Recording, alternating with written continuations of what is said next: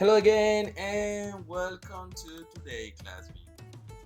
For the class today, we're gonna learn about causative verbs. ¿Cómo estamos todos? Ojalá se encuentren muy bien, muchachos. El día de hoy voy a explicarles un tema interesante que se llama verbos causativos. Este tema es muy común en conversaciones, aunque acá nos aparezca English Grammar, pues porque hoy vamos a reconocer cuáles son los verbos causativos y sus reglas gramaticales para que nos vaya muy bien el uso de este tema. Y entonces por esa razón, porque se utiliza mucho en conversaciones, es necesario aprenderlo. Es muy común que nos enseñen este tema en las clases regulares que recibimos en bachillerato, pero lo podemos aprender, claro está. Are you ready for the class, guys? Right, let's get started. Ok, vamos a empezar hablando entonces de qué son los verbos causativos. Por eso acá está la pregunta, what are causative verbs? Entonces nos dice, they are sentences in which the subject makes another person take charge of doing something.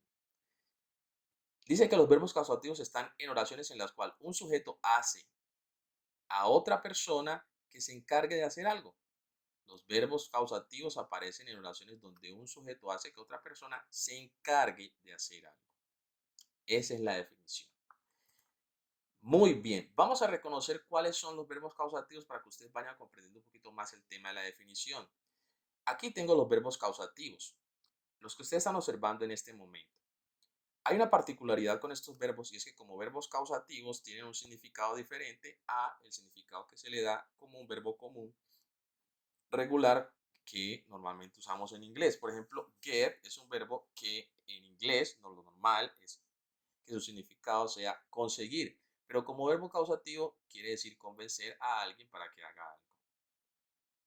Let, que tiene unas variantes como allow o permit, quiere decir permitir,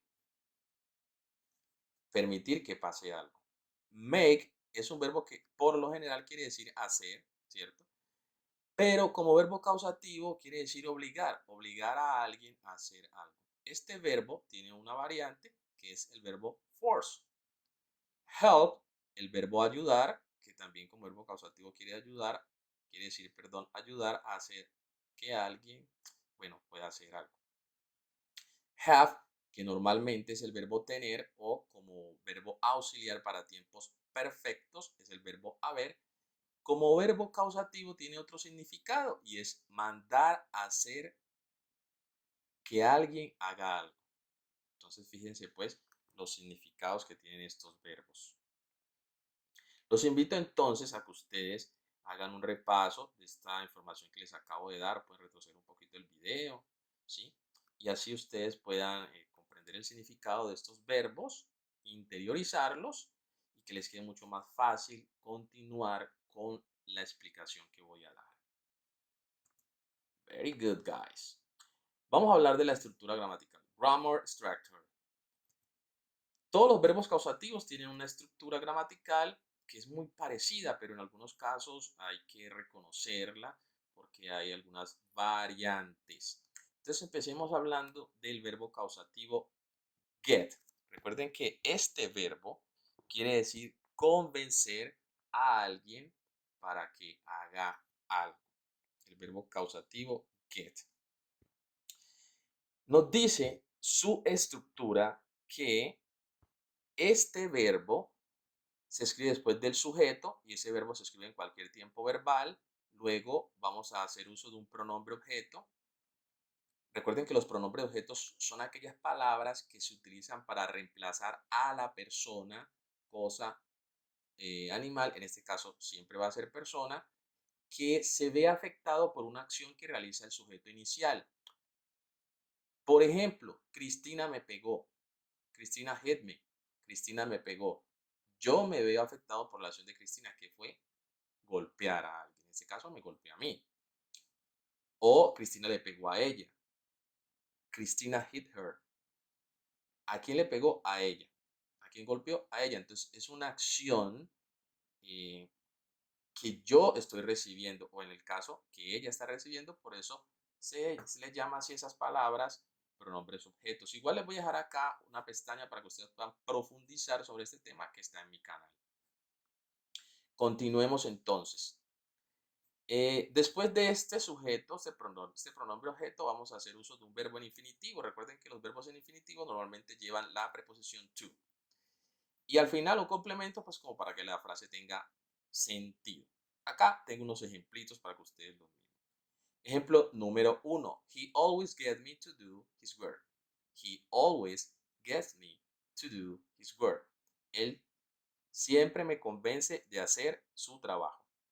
Aquí tengo este verbo en tiempo presente.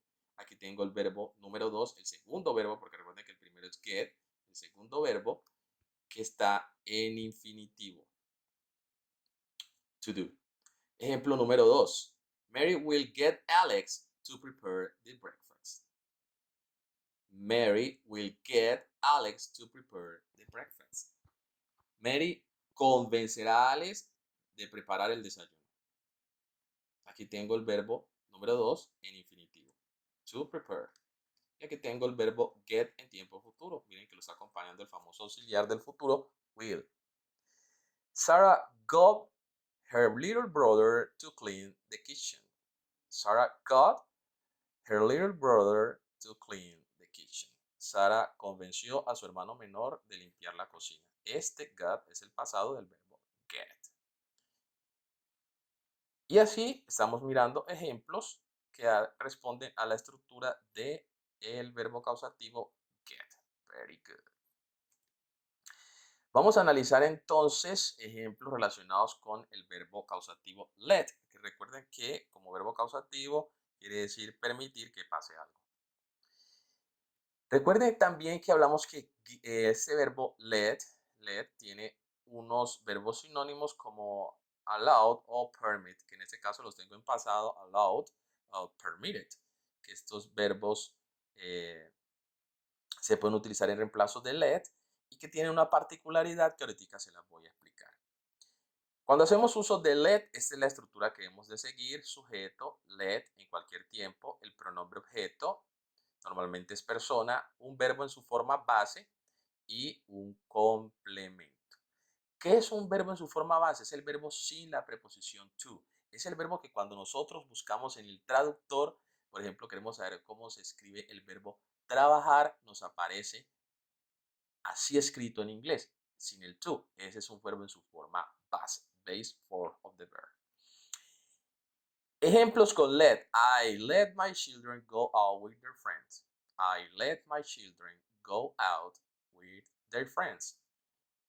Yo dejé que mis hijos salieran con sus amigos. Yo permito que la segunda acción, salir, se realice. Si yo lo permito, se da. Entonces, por eso es el verbo permitir. Let me know when you finish. Déjame saber cuando tú termines. O sea, esa persona me va a permitir tener conocimiento cuando él termine lo que está haciendo. Fíjense que aquí go and know los tengo sin la preposición to. Sin embargo, cuando yo hago uso de el verbo allow o permit, que repito que aquí están en pasado, sí tengo que hacer uso de la preposición to.